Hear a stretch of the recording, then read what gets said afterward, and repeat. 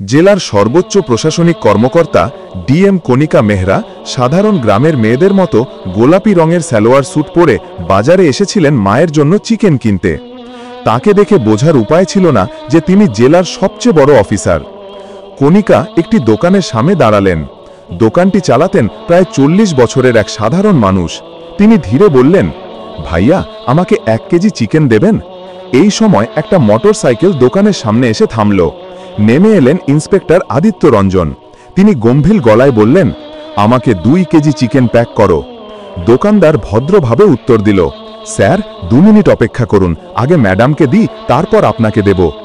এই কথা শুনেই ইন্সপেক্টর রাগে ফেটে পড়ল। কি বললি? আমাকে অপেক্ষা করতে হবে? আমি কি তোর বাপের চাকর? আমাকে চিনিস না? এখনই চাইলে তোর দোকান তুলে দিতে পারি।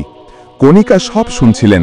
তিনি শান্ত গলায় বললেন, স্যার, আমি আগে এসেছি, তাই আগে পাবো, এতে রাগ করার কিছু নেই। কিন্তু ইন্সপেক্টর আরও উগ্র হয়ে বলল, ও গেঁয়ো মেয়ে, তুই জানিস না আমি কে? বেশি কথা বলবি না, এমন মারব যে বাড়ি হাঁটতে পারবি না। দোকানদার ভয় পেয়ে আগে ইন্সপেক্টরকেই চিকেন দিয়ে দিল। ইন্সপেক্টর চলে যেতে লাগলো। তখন দোকানদার বলল, স্যার, টাকা? ইন্সপেক্টর চিৎকার করে উঠল, আমাকে টাকা চাইছিস? আমি ফ্রি নেব, কালও আসবো, বেশি করে রেডি রাখবি। ইন্সপেক্টর চলে গেলে কণিকা দোকানদারকে জিজ্ঞেস করলেন, সে কি প্রতিদিন এমন করে যায়? দোকানদার দীর্ঘশ্বাস ফেলে বলল, হ্যাঁ দিদি, টাকা কখনো দেয় না, উল্টে মারধর করার ভয় দেখায়। কণিকা দৃঢ় স্বরে বললেন, এবার আর ছাড়ব না, তাকে সাসপেন্ড করাবো। দোকানদার ভয় পেলেও কণিকা তার পরিচয় প্রকাশ করলেন, আমি এই জেলার ডিএম কণিকা মেহরা। কাল ঠিক এই সময় আমি দোকানে থাকব, পুরো ঘটনা ক্যামেরায় রেকর্ড করব। পরের দিন সকালে কণিকা দোকানে এসে ছোট ক্যামেরা লাগিয়ে অপেক্ষা করতে থাকলেন। কিছুক্ষণ পরে ইন্সপেক্টর আবার এসে চেঁচিয়ে বলল, চিকেন রেডি আছে? কাল বলেছিলাম। সে কণিকাকে দেখে ব্যঙ্গ করে বলল, এখনো এই দোকানে?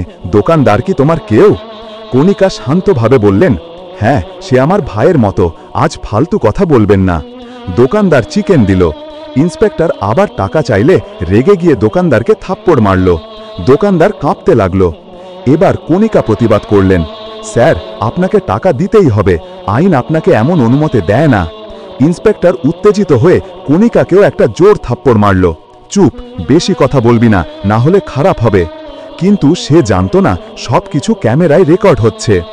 ইন্সপেক্টর চলে গেলে কণিকা ক্যামেরা খুলে বললেন, কালই আমি এই মামলা কোর্টে তুলব। DM office, ASP office. অফিসে পৌঁছে কণিকা ভিডিওটি দেখিয়ে এএসপি নেহা শর্মাকে সব বললেন। নেহা রেগে গেলেন।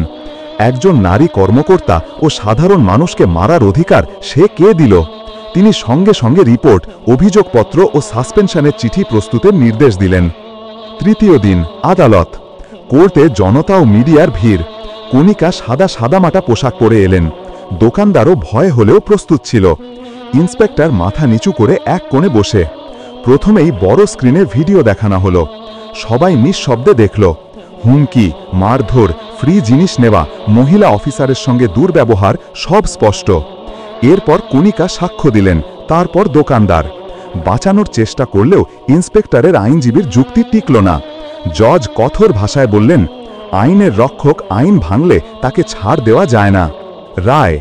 জজ রায় ঘোষণা করলেন, 1 ইন্সপেক্টর আদিত্য রঞ্জনকে সঙ্গে সঙ্গে সাসপেন্ড করা হলো। 2 3 বছরের কারাদণ্ড ও জরিমানা। 3 তদন্ত চলবে এবং তাকে হ্যান্ডকাফ পরিয়ে কারাগারে পাঠানো হলো। কোর্টে নীরবতা নেমে আসলো।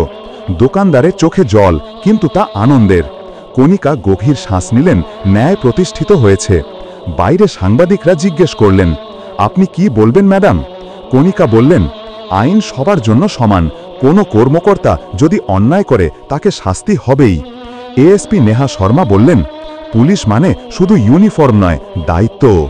সেদিন শহর বুঝল, সত্যের পাশে দাঁড়ালে ভয় যেতে না। শেষ।